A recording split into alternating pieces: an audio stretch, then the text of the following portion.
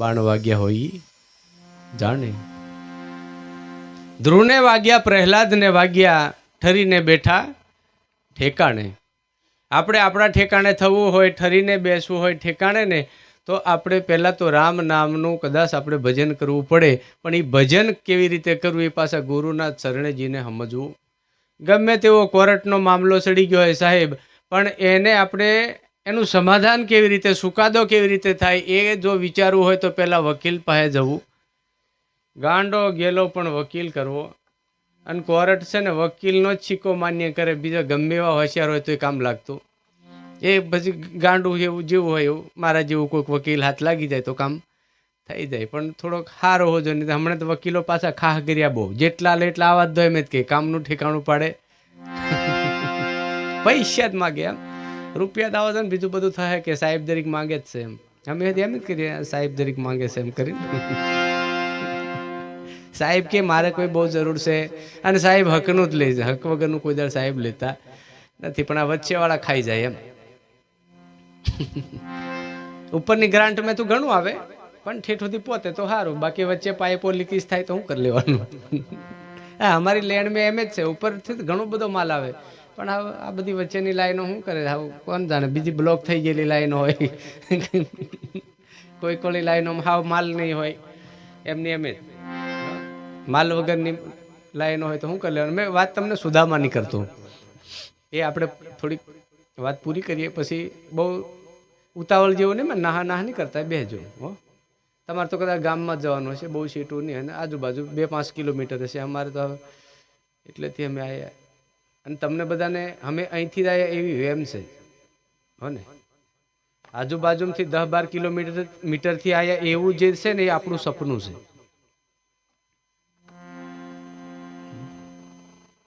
એટલે મહાપુરુષોનો કહે છે કે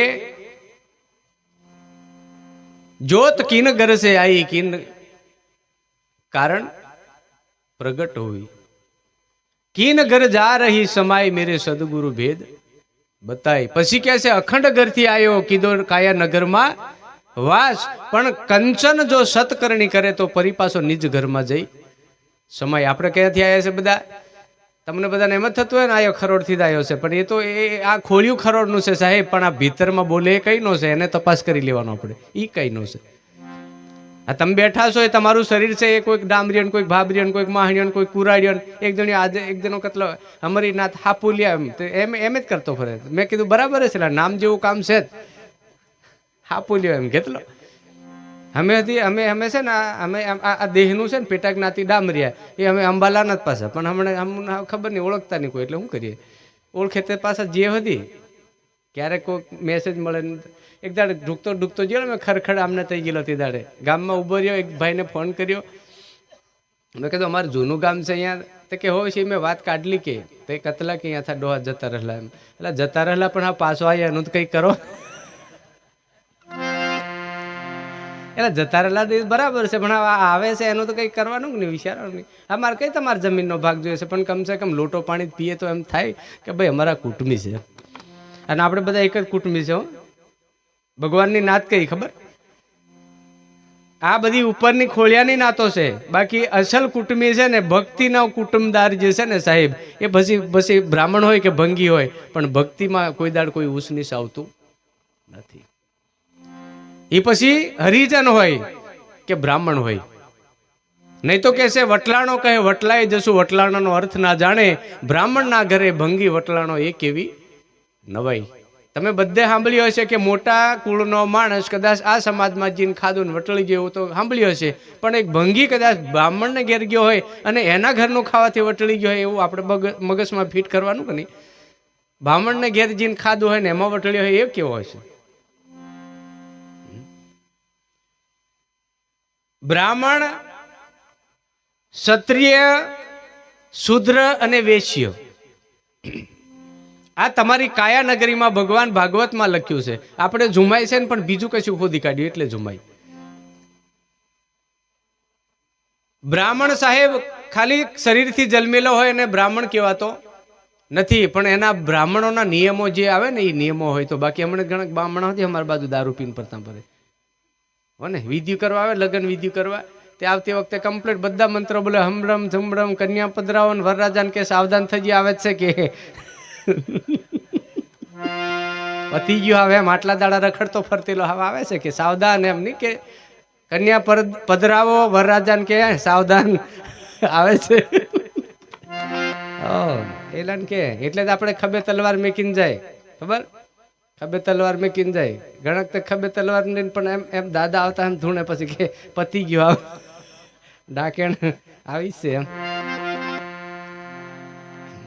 ના એવું નથી આ તો હું તમને ખાલી કહું બરાબર સાહેબ પતિ પત્નીનું જીવન છે ને જ્યાં સુધી પતિ વગરની પત્ની અને પત્ની વગરનો પતિ એ જિંદગી અધૂરી એમ મહાપુરુષોનું કેવું છે જેમ તમારું આપણું વડીલો પહેલા અત્યારે તો 4 વ્હીલો આવી ગઈ પહેલા આપણા ગાડા આવતા હતા ગાડામાં આગળ એક હડો અને પાછળ 2 પૈડા એ 3 ઊભું રાખવા હોય તો હડાની જરૂર પડે ને ચાલતું હોય તો 2 બળદ ખરા પણ ટાયર 2 જ હતા એમ આપણા જીવનમાં આપણી પત્ની છે એક ટાયર એ અને એક જણે આપવા વાળું પણ હમણાંના જમાનામાં કેવા ટાયરો એક પંચર ને એક કમ્પ્લીટ એક રાટું ચાલે અમુક તો ટાયર પૂછોલ ઘીહાય ના આવે શું કરે બચારા પેલા હારા હોય તો પેલી 2 નો તને ની કીધું લાય ના મહારાજની કંઠી ની પહેરે છે રાજ્ય મરી ગયો હા જાવ સાલ ભજન ભાઈ સાલ ભજન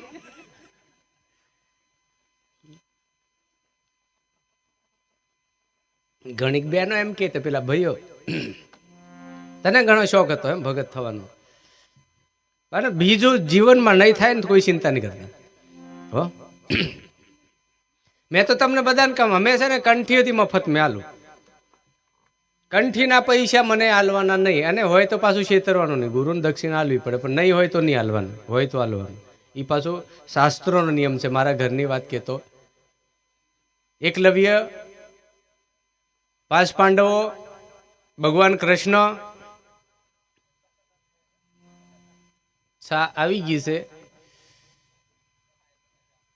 વાંધો નહીં સા પીવાની પણ બધું આપણે બહુ બોલવાનું કેમ કે આ મોટામાં મોટી આપણા કુળની દેવી કહેવાય હો સા દેવી ફાવે તો લેવી નહીં તો સાઈડમાં મૂકી દેવું બાકી દાજ્યા વગર